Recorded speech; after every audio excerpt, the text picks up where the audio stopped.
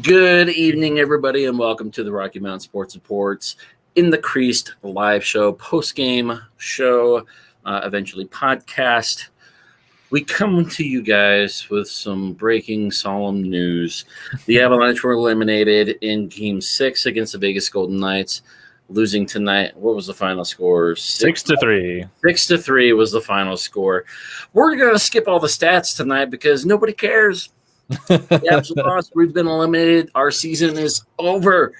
Before we go any further, our podcast tonight is presented by Coda Bear Creations, located here in Denver, Colorado. Coda Bear Creations can personalize hats, t-shirts, sweaters, hoodies, keychains, cups, mugs, and much, much more to meet your personal desires. Please head over to their Facebook page and give them a shout out and check them out with all their awesome designs and products.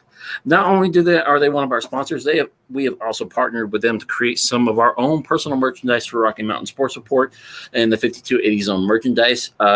If you're interested in any of that, reach out to Matt Staffiero for more information and to order those items.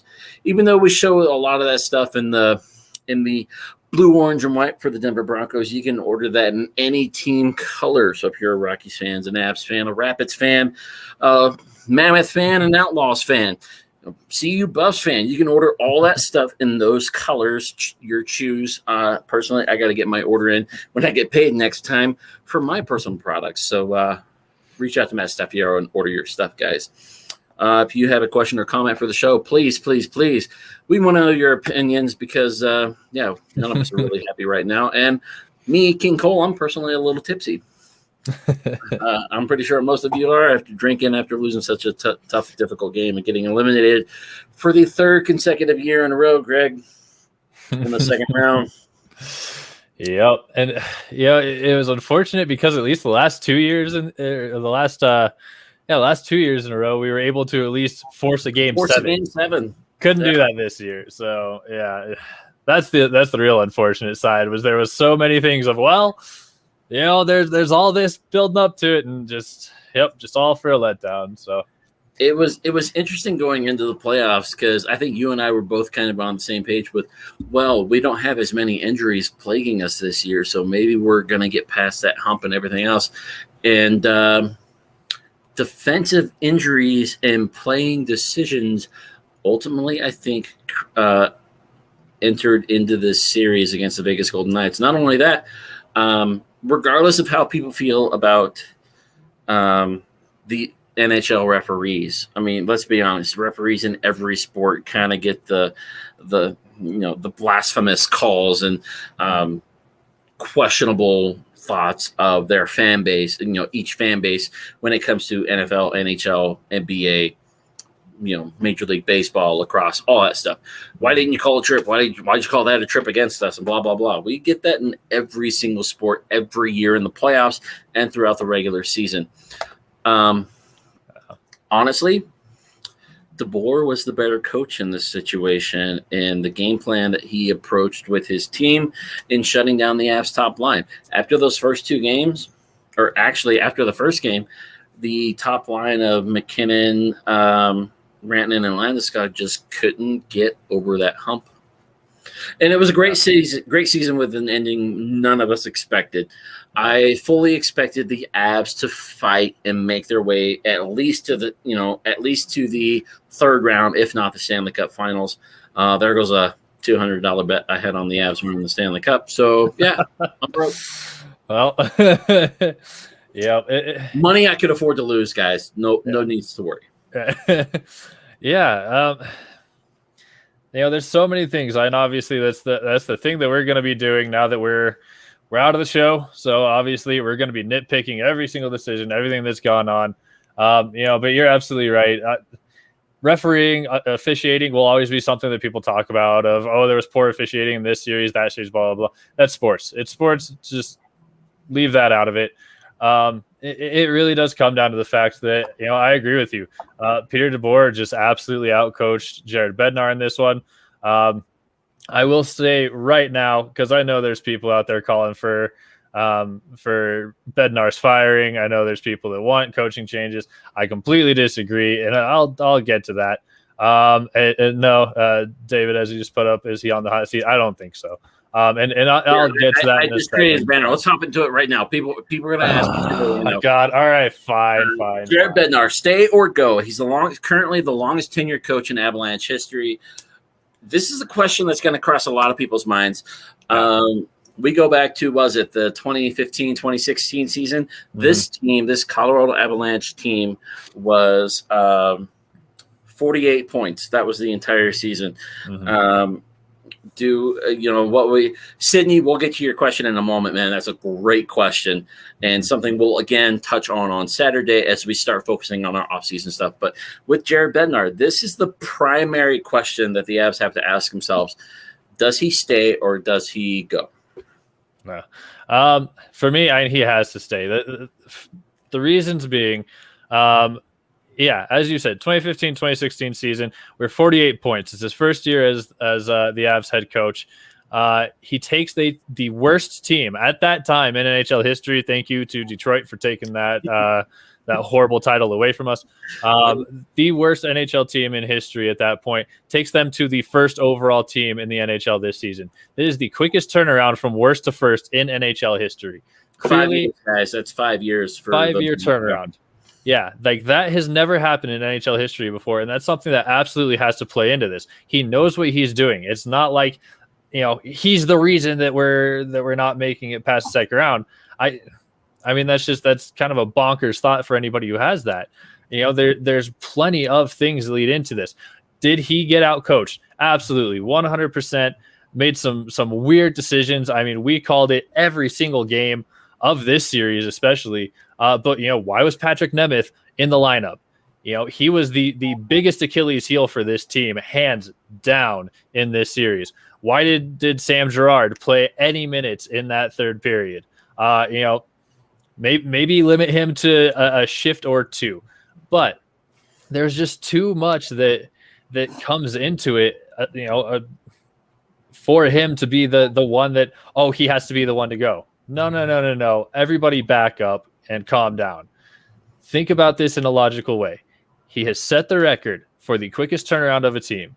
He has coached this team to some amazing feats. I mean, we have franchise history, kind of owners of history in this franchise under his coaching. Back up.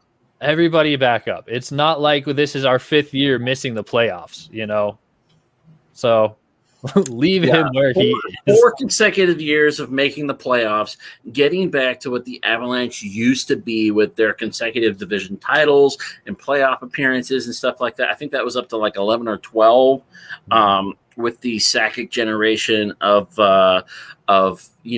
Colorado Avalanche hockey. I mean, you got to understand there's a lot to digest going into the offseason. And trust me, guys, we are going to get into that with the In the Crease Avs review. This is going to be our last post game show. Yeah, I'm a little drunk. Our last post game show for the season, unfortunately. But we will continue our weekly show. We will continue with the NHL updates.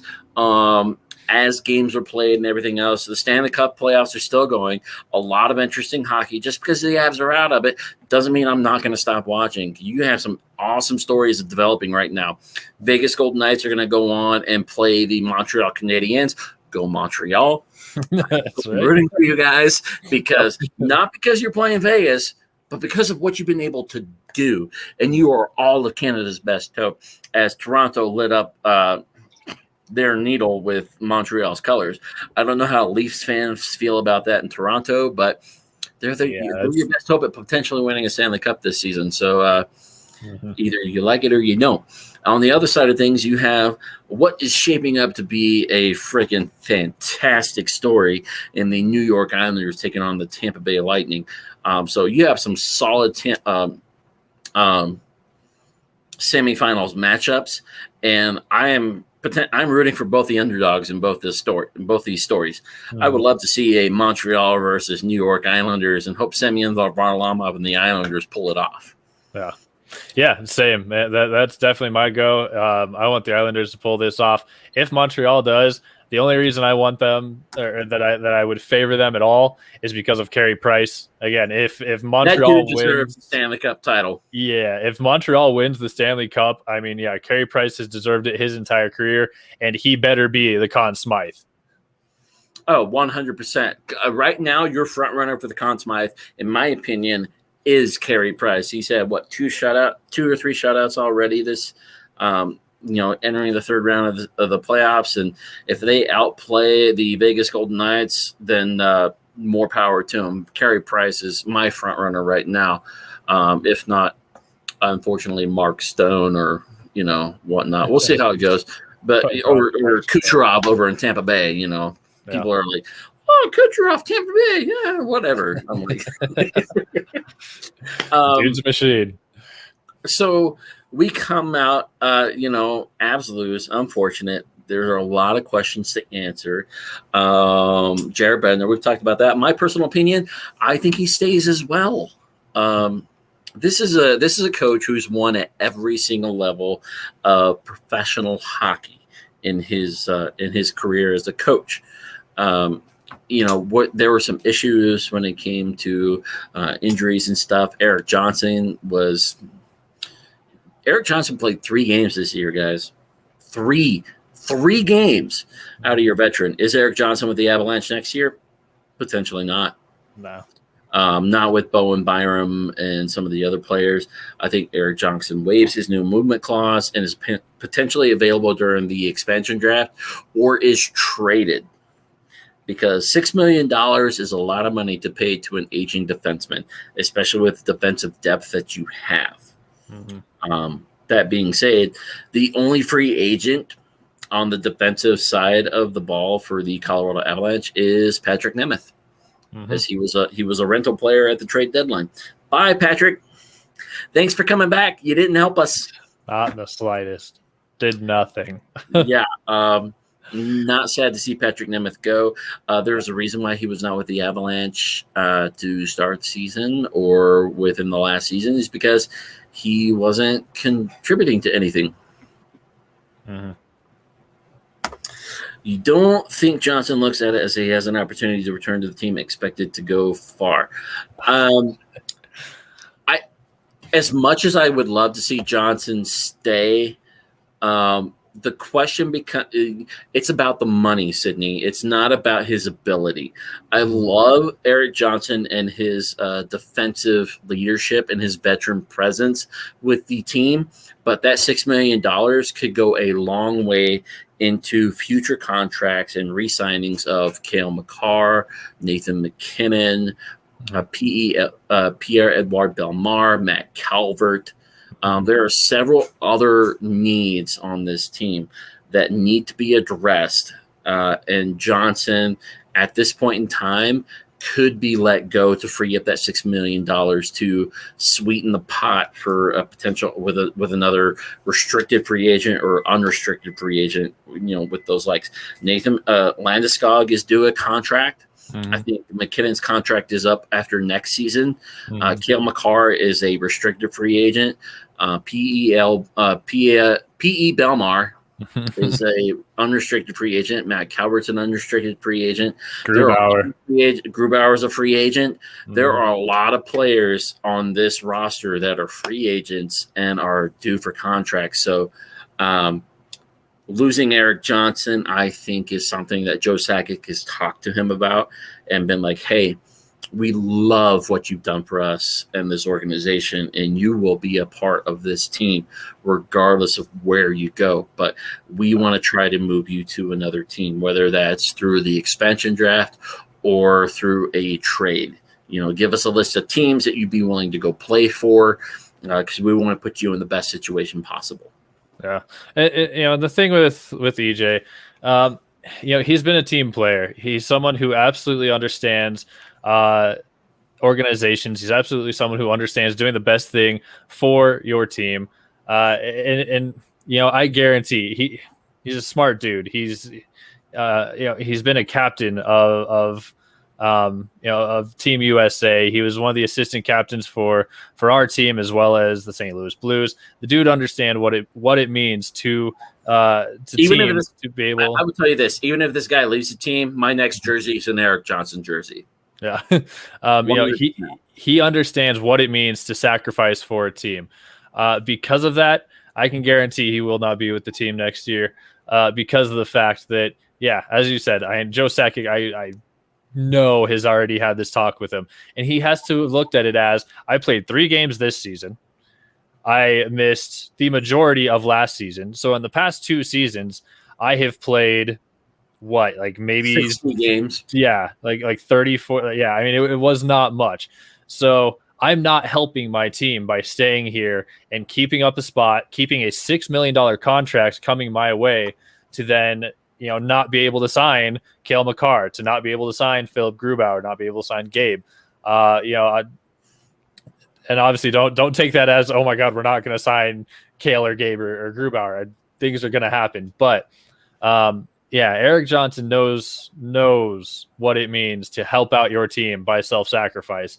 So I don't see him sticking around. And like you said, I know this locker room adores him.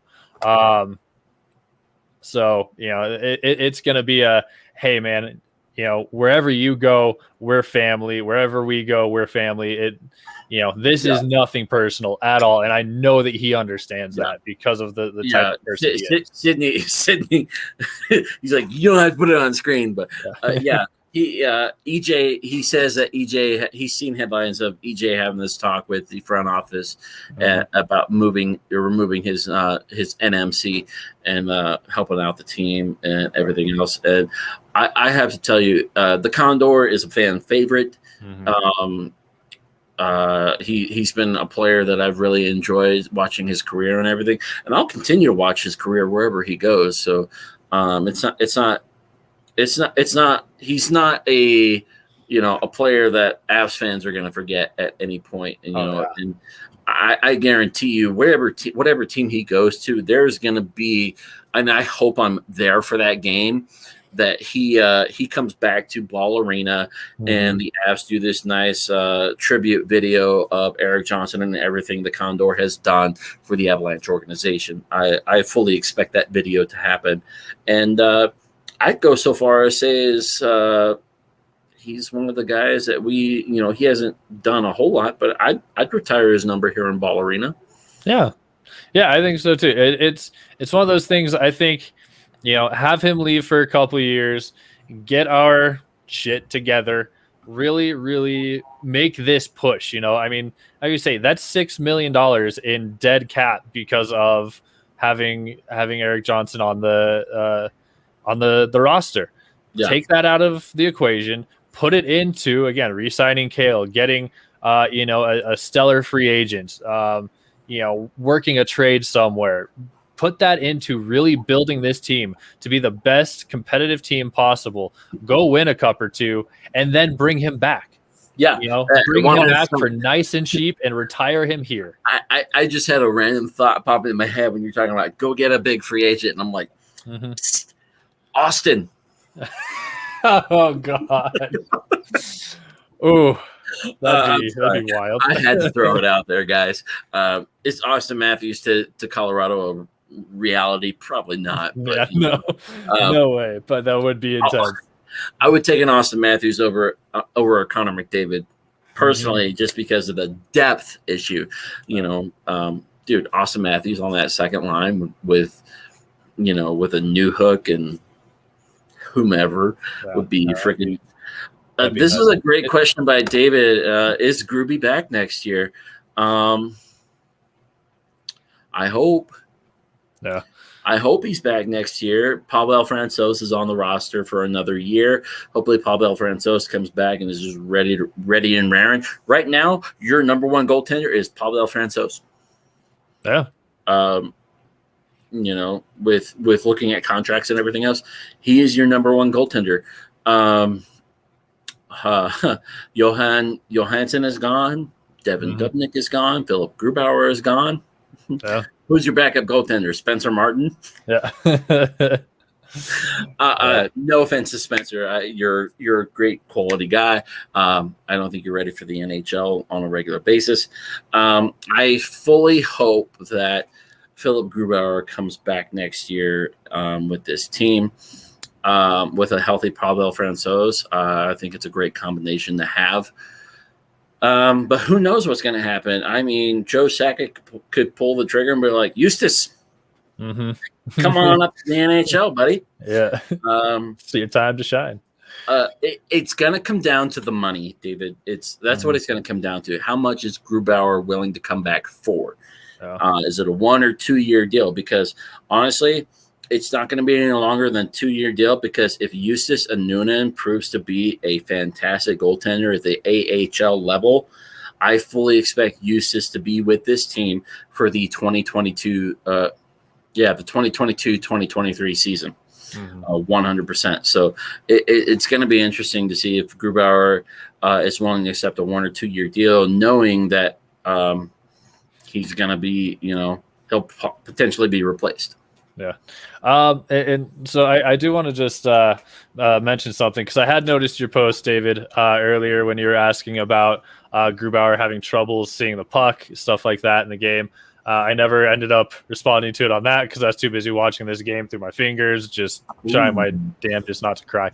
But the thing with Grubauer is he becomes he gets to a point where he's almost anticipating a little too much. And I feel like that was the issue in this game. That first goal that went past him, he was expecting the deflection or the tip from beyond mark in front of him, and it never happened. It ended up just, kind of squeaking by and getting underneath his pads.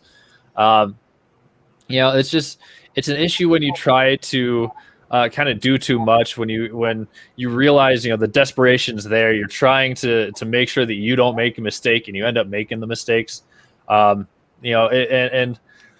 Man, yeah, given a solid backup, maybe in the first round, you rest them for a game. Maybe in game 3, maybe game 4 of this series. After we already lost game 3, go ahead and put in. Francouz is healthy. Put Francouz in for game 4, 100%. But because you can't trust Devin Dubnyk, because you can't trust Jonas Johansson, you end up just running into that problem where then Grubauer is just trying to do everything. He is trying to take this team and put it on his shoulders, and it just backfires. As far as your question, though, is he back next year? I wholeheartedly think so. I mean, the dude played his absolute heart out this season. He's a Vezina finalist. I don't see a team getting rid of a Vezina finalist in his first real year as a starter. Scott and I have talked about it at just intense length throughout the year, that this is his first time actually doing this. He has always been. He had a career year this season. Yeah. So that to me absolutely translates into a new contract. Just like with Scott, I absolutely agree. I don't think it's a long term. I don't think you're signing him for 5 years. But for a year or 2, maybe even 3, just so that when Eustace Anunen is ready to finally move up to the NHL, he gets to learn under Philip Grubauer. That would be just phenomenal to me. Being able to learn under Philip Grubauer and Pavel Francouz, both those goaltenders, and picking their brains and just having information would be a phenomenal benefit to Eustace Anunen as he's played several years over in European leagues. And Eustace Anunen is only 20 years old, guys. Wow. I mean, if this kid comes up at the age of 21 or 22 into the NHL, you're looking at 8 to 13 years of a quality goaltender. If he becomes that, is he the next Marc-Andre Fleury or Carey Price or whatever else? Who the hell knows? Yeah. Is that the hope? Absolutely, 100%. And Sydney, to answer your question, do the past 3 losses in the second round hurt Grub's contract talks? No, by no means. The ability of DeBar with the Vegas Golden Knights, their head coach, to out-coach Jared Bednar in this series is what won the Vegas Golden Knights this series. It had nothing to do with Philip Grubauer on the ice. Did he potentially give up some soft goals here and there? Yeah, I won't deny that. But there were times deflection goals and redirect goals and stuff like that. That's a lot, man. That's a lot of pressure to put on a goaltender. This goaltender's, goaltenders across the league, doesn't matter what team you play for, are already feeling the pressure in every single game. You're the last line of defense every single night, every single shot. Yeah. It's difficult to place 100% of the blame on a goaltender. David asked this question during the game, are some of these goals, is Grubauer not seeing them, stuff like that. A goalie's reactions are like cat-like reflexes. They happen. They have to happen that fast. The abilities of the forward line and the defensive pairing on the ice at the time have an effect on how fast the goalie is able to react. You're turning the puck over in your own defensive zone. The goalie has less time to react, less than half a second to reset and put himself in position. Mm-hmm. It's different when a goalie can look down the ice and you see the team at the center ice skating into the zone, and you can angle yourself appropriately to take up as much space as possible. It becomes about math and geometry, people, all about the angles. And if you're off by the centimeter, it's going to happen. Mm-hmm. It's crazy. David, thanks for tuning in, man. I got to get to bed myself soon, as I have an overtime shift tomorrow from 7 a.m. to 7 p.m. So that's going to be interesting. Yikes. But this is something I really quickly want to address Sydney's question here. The thing is, last season gets hurt.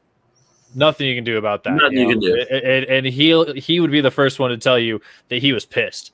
He was playing so well.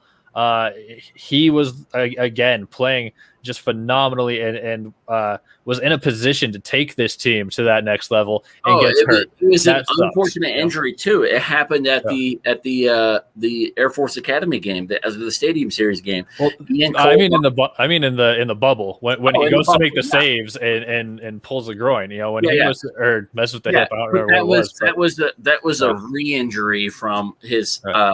From getting bumped into by Ian Cole in the Stadium Series game last season. Yeah, so, that's not his fault. Fluke things happen like that all the time. So, last season that doesn't happen. This season, is there a single game that you can point to Grubauer and say he's the reason we lost? I can't. I looking at every game this series, even every game this season, there wasn't a single game this entire season that I can look back and say, yeah, Grubauer is the reason that we lost this game. So that for those reasons, it doesn't affect his contract talks at all. If anything, again, I think it strengthens his talks because of that. Because granted, he's a soft-spoken dude. He is very formal. He's not one to really go off the cuff or anything.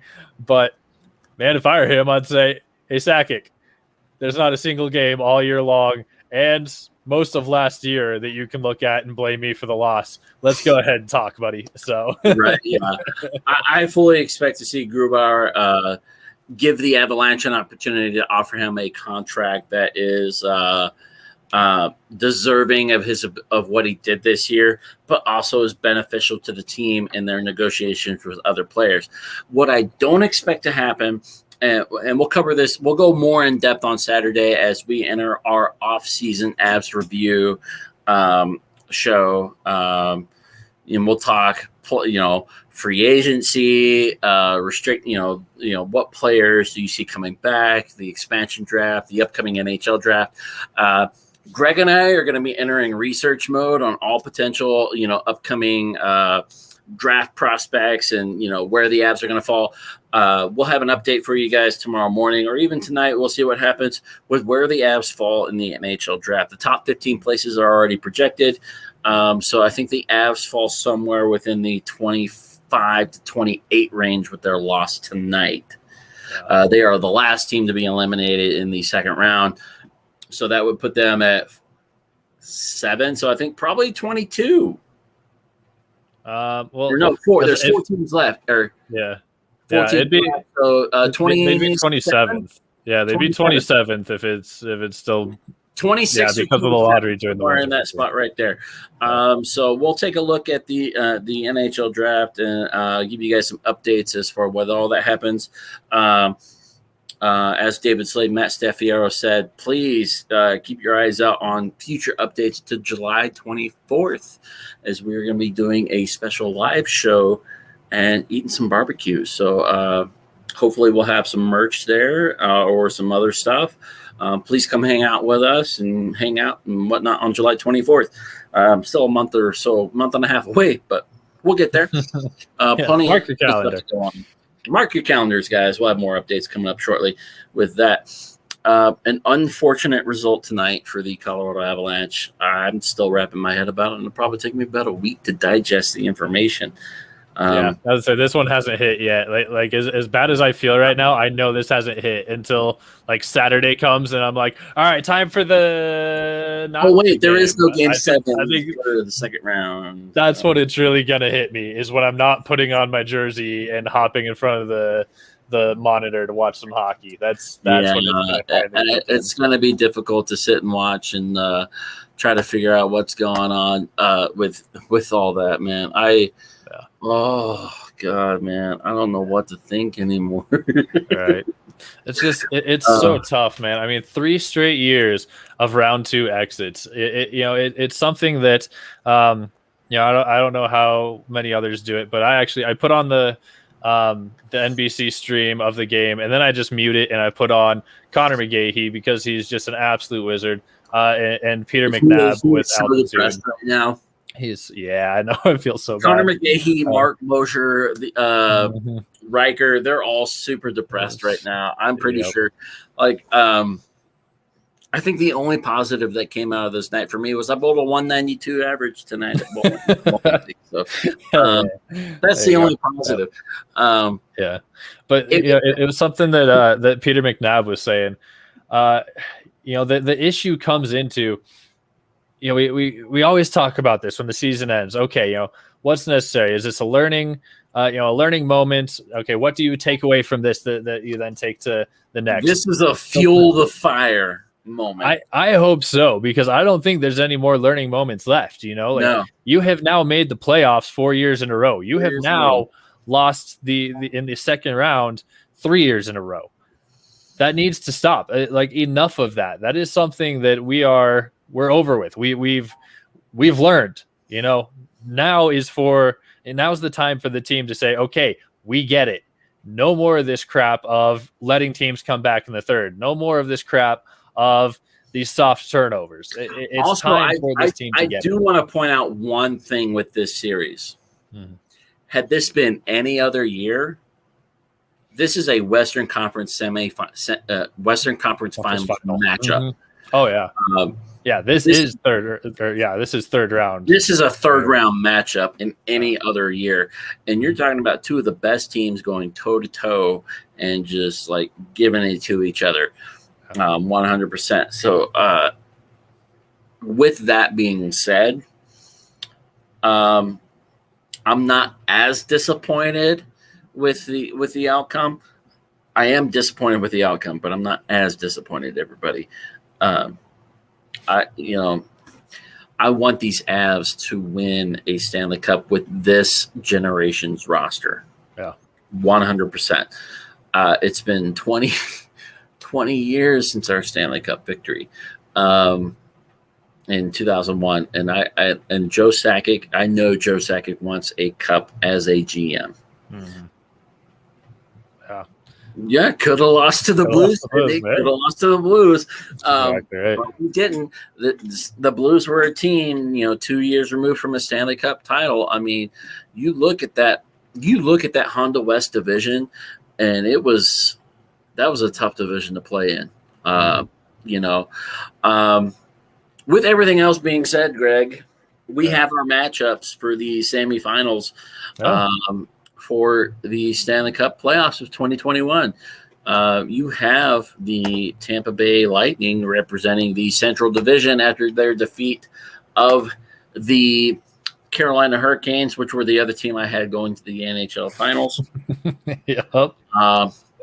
Tampa Bay just beat them with a stick and never let them get back up. Mhm. They are taking on the number 4 seed out of the Mass Mutual East, the New York Islanders. Man, this Islanders team has been super impressive. They don't have a lot of depth on their lineup, but they are fighters. Who do you got winning that series between Tampa Bay and New York Islanders to represent one of the final teams in the Stanley Cup Finals? I have the Islanders winning 7.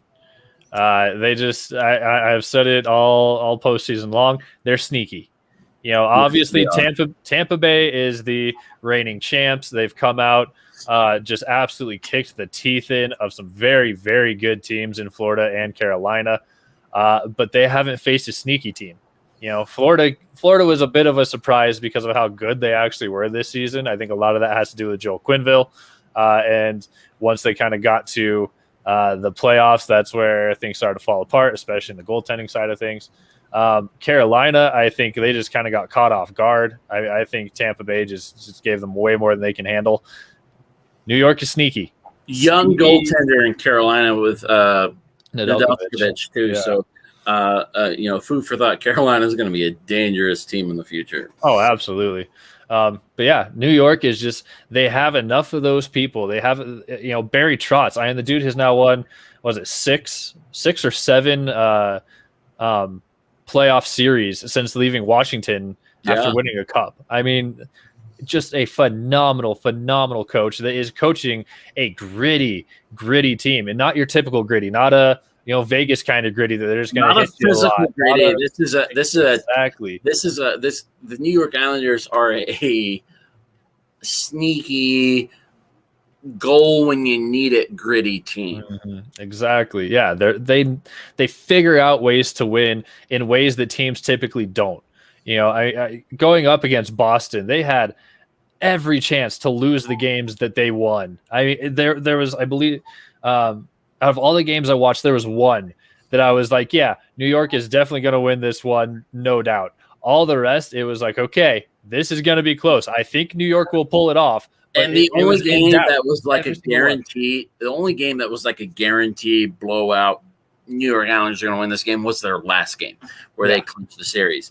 Everything else was a back and forth. Like, I don't know who's going to win. All I know is I'm severely entertained right now. Yeah, exactly. Yeah, so I have them taking out Tampa Bay in 7 games simply because it's the reigning champs, man. They know what it feels like. They know what it takes. And they have Nikita Kucherov, Steven Stamkos, Victor Hedman. I mean, that is a stacked team. But we just saw what happens to a stacked team here. So doesn't always guarantee victory. Doesn't guarantee you a series win or an advancement into the next round. I'm with you, man. I have the New York Islanders pulling it off and representing one half of the Stanley Cup Finals in 7 games over the Tampa Bay Lightning. Let's look at the other side of the coin on this. And this one, Avs fans, I know you guys all want Montreal to win. That's going to be a tough, tall glass of water to drink right there. Montreal Canadiens, they're on a 7-game win streak of having swept the Winnipeg Jets. I never thought I would say that. Mm-hmm. Sorry to say it. I didn't expect Winnipeg to get past the second round, let alone the first round. Mm-hmm. Anyway, you have the Winnipeg Jets representing the one of 2 teams in the other semifinals matchup against the Vegas Golden Knights.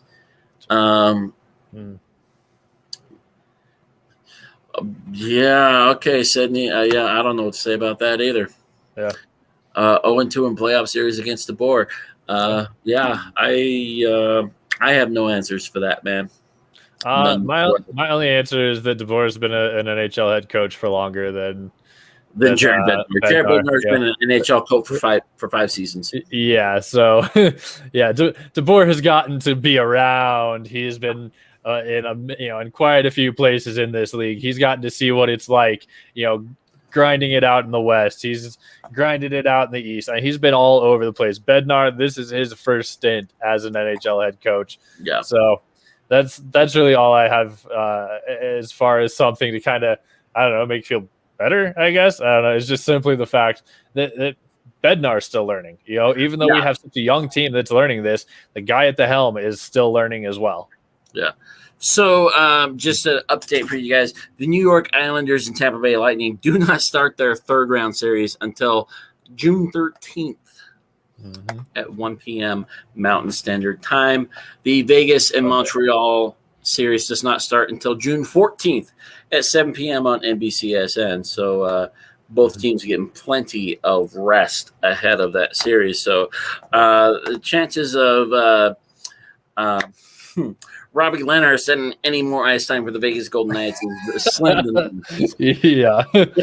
Barring something horrible happening. Barring a positive COVID test of Marc-Andre Fleury or Marc-Andre Fleury pulling some major muscle or something like that. I think Vegas has learned their lesson of Fleury. You don't get any more rest, bro. Yeah, exactly. On the ice every single game. The Scotia North Division is now caught up with everybody else, so there's no back-to-back games anymore in the Stanley Cup playoffs, which is a blessing for the Canadian teams. Vancouver screwed that division up so much, so bad. Well, lots of questions to ask. We will look into everything in future episodes, and we'll probably try to cover it division by division, or 2 or 3 teams at a time. We'll figure that out. Well, Greg and I and Big Hirsch will talk off air and try to figure out how much we cover in each episode in regards to the expansion draft per team and everything else, and who may be exposed per team. We will not include Vegas Golden Knights on that because they don't have to participate, those bastards. God, I hate Vegas. So, who do you got? Montreal or Vegas? Montreal or Vegas? Unfortunately, I have to go with Vegas in 5. Based off of what I've seen out of the Vegas Golden Knights in the series versus the Avalanche and their tenacity against the Minnesota, this team I think is going. I'm going to change it to 6 games, simply because I think Montreal's tenacity and the abilities of Carey Price are going to bounce a couple of games in favor of Montreal. The depth and the number of names that I recognize on Vegas's roster versus what Montreal has to offer, I think Vegas on paper has the better opportunity here. It pains me. It's something that I would like to go scrub my mouth out with soap after saying this. I'm going with Vegas too, man. This feels dirty. It feels so dirty. I'm gonna go take a shower after this. It feels like their year, man, because, and I only say that because this was the Avs year. And we ran into an absolute brick wall of a team. So if they can do that to us, I don't think Montreal has the chance. I think Montreal's a phenomenal story. I love the story of Montreal, New York, but if Vegas was able to shut down the depth of the Colorado Avalanche, they are the hand-down favorites right now to win the Stanley Cup this year. I 100% agree. I don't know how many games, man. I don't want to give them anything, but I want to say 7. I want it to be a hard series, but I don't think it's going to happen. I think Carey Price is going to stand on his head and steal some wins, but I kind of agree with you. I think it's going to be. I'm sitting here pulling my fingers, just like, don't let it be so, but I know. I can't, guys. I can't. Yep. It's difficult to say. And everything you said, 6, 7 games. I wanted to go 5, but I'm like, I can't do Montreal dirty like that. They've actually battled and everything. I'm going to go 6. Greg hopes for 7. We'll see what happens either way. But yeah, we got some interesting hockey going on, guys. Both series are heavily favored to the more dominant team, Vegas and Tampa Bay. But I am leaning. We're both leaning New York from one series, and we're both leaning Vegas from another. It's going to be interesting to see those. And once those series are over, we will give our predictions on whoever may make the Stanley Cup Finals. We'll see how it all turns out, guys. But that's going to do it for our post-game shows. We're done. It's over. There's no more Doesn't feel postseason real. to be done, guys. It Yeah. breaks my heart to say that, but that is the end of the Colorado Avalanche and the 2021 56-game season and President Trophy winners. The Avalanche were the last number one seeded team remaining. It is now down to a 2, 2 4s, and a 3. Mm-hmm. And Like what? What is the NHL? I swear to God. I just can't. I'm at a loss, guys. Yep. I'm at a pure loss as to everything going on. It's like looking at a sheet of paper for my March Madness bracket and just being like, I gotta go drink. Yeah.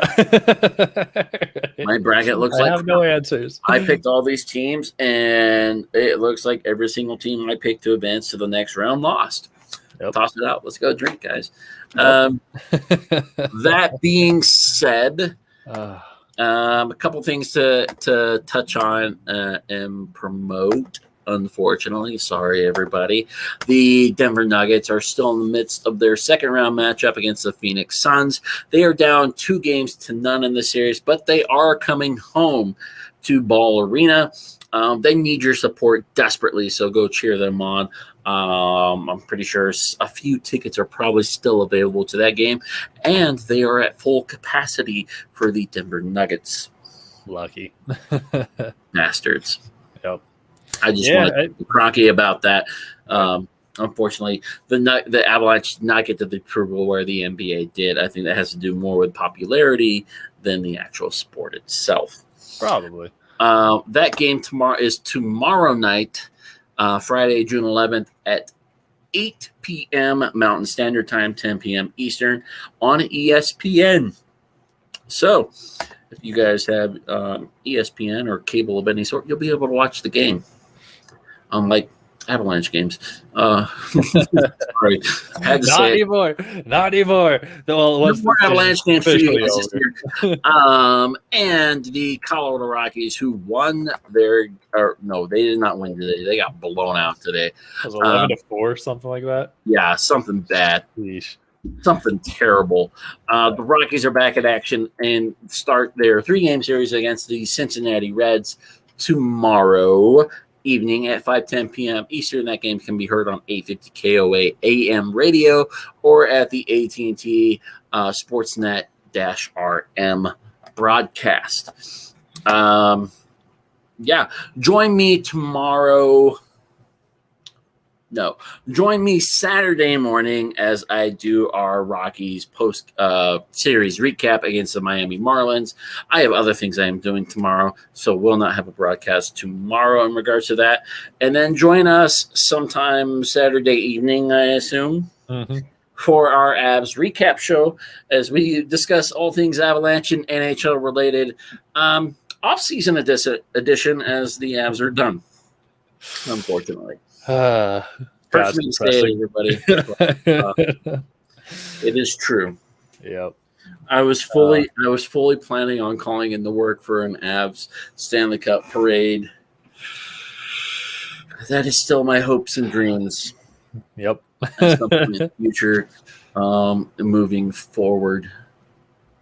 But yeah, we have a lot to talk about in our not our Rockies podcast, because the Rockies aren't doing that great and are on their way to a potentially 100-loss season, even though I predicted them to be about a 93-loss season. Yikes. Yeah. Was not a great game today as Chichi Gonzalez got the start and gave us 6 runs in the second. But that's for tomorrow, or for Saturday, everybody. So please tune in and join me Saturday. And hopefully Adam Koppel, a.k.a. the Koppelganger, joins me for that show on Saturday. And then the evening, hopefully, most likely be joined by the Blood Oath for our Avs recap show. And hopefully Big Hirsch joins us as well to express his discontent with the conclusion of the Avalanche 2021 season. I'm pretty sure he's if he didn't have to work in the morning, he'd be down a bottle of something. Yep, I was going to say, I wonder if he is still awake at this moment. He's probably still awake. Yep. Sydney, I'm gonna go join you, man. I am in the midst of going to cry myself to sleep as well. Unfortunately, I can't sleep all night. I can't sleep the day away tomorrow as I stupidly signed up for an overtime shift. So, yay, 7 a.m. Yay. Hangover, here I come. Kidding. I plan on drinking some water. Hopefully not. Everybody. All things said. But that's going to do it for our show, everybody. Our last post-game show of the season, regrettably. As always, for Gregory Downab, be kind to each other. Be good people. And for myself, be excellent to each other. I know many Avalanche fans out there are crying their eyes out and hoping for the best. Sydney, I will say this, man. I have a cup with the Stanley Cup picture too, the Stanley Cup as well. And I hope one day that our Avs, our burgundy and blue, can raise that cup once again for our third Stanley Cup in franchise history under the leadership of Joe Sakic. Hopefully it happens sooner rather than later. Yeah, no kidding. But that is going to do it for our show, everybody. Thank you to Coda Bear Creations for your support in our show. We will come at you guys Saturday for a doubleheader, one with our Rockies Purple Craze and Haze, and one with our In the Crease Avs recap show, and move on from there. Please also check out our other shows, the 5280 Zone, the 4th and Rocky Mountain Thunder, the 4th and 99 when they start rebroadcasting. Broncos coverage is underway as they have started training camps and everything else. We are going to dive head in on that. Rocky Mountain Thunder will cover some of that. 5280 Zone will cover a lot of everything else. Tons of Nuggets content. Hopefully the Nuggets are able to bounce back and tie the series up with 2 home games and go back to Phoenix with a 2-2 tied series. All our hopes are with you, Denver Nuggets. Yep. They're the ones now. It's all on you guys now. Hopefully they can beat the series, and hopefully Utah loses their series, because I do not want to face Utah in the Western Conference Finals. That being said, everybody, like I said, be good people, be excellent to each other, and we will see you guys on a future episode of In the Crease. Unfortunately, it's just going to be our Avs recap show. Yep. We start our off-season coverage on Saturday. Please join us and shoot us some questions if you would like on our Rocky Mountain Sports Report page. I will be checking those on the regular to get you everybody's input and add it to our show. We love to hear from you guys and would love your feedback. Greg, any final thoughts for our post-mortem post-game show? Yeah, man. Thank you, everybody. Thank you so much. This has been an absolute blast for our inaugural season for Rocky Mountain Sports Report. I couldn't have asked for a better co-host, for a better team to do this with. This has been an absolute blessing.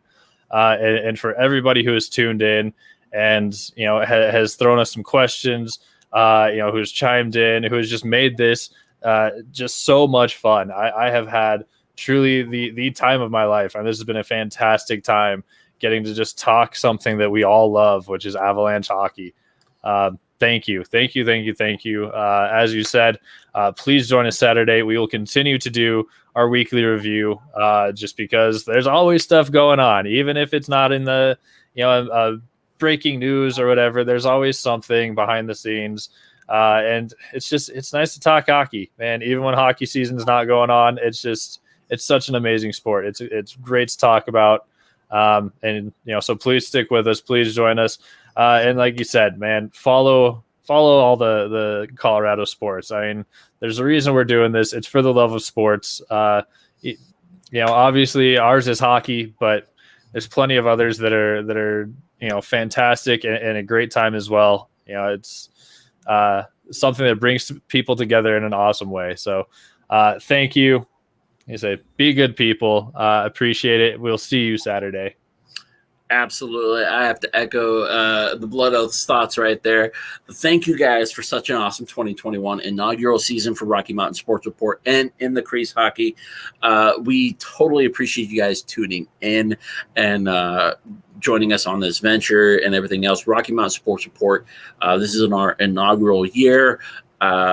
We are still continuing to grow, and we couldn't do it without the support of fans tuning in and listening and giving us their input and everything else. We can only continue to grow, but it requires your support as well.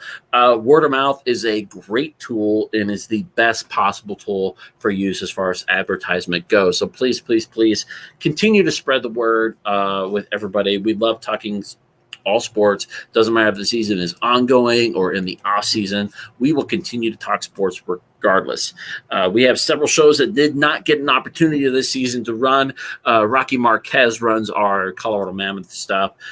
They canceled their season, so hopefully they'll come along with the Colorado Outlaws. The Rapids are in process. We do not have anybody doing any of that stuff, so if you want to join us in our Rocky Mountain Sports Report venture, please reach out to us. Matt Staffiero, David Slade, they're part of our admin team and are amazing people. We really love to have you guys part of us. And I personally, I will say this right now, I personally do not have any plans for the July 4th holiday. So maybe we'll put something together with the Rocky Mountain Sports Report family and have you guys come join us in celebrating the 4th of July, our nation's Independence Day. We'll put something on the Rocky Mountain Sports Report group page. Stay tuned for that information and for our July 24th get together as we do a live show and eat some barbecue. So come join us for that because it's going to be great as we present some stuff to you guys. But that's going to do it for us. For Gregory Downa, a.k.a. The Blood Oath, and myself, King Cole, we love you guys. We enjoy you guys joining us in another one of our post-game broadcasts. We will see you guys Saturday as we start our off-season broadcasts. Until then, everybody, stay burgundy and blue, stay happy, and let's look forward to the future of NHL hockey and the state of Colorado as it is not dead. It is growing. It is going to get there. Stay positive, stay focused, continue cheering these guys on, and above all, enjoy the sport. We'll see you guys next time.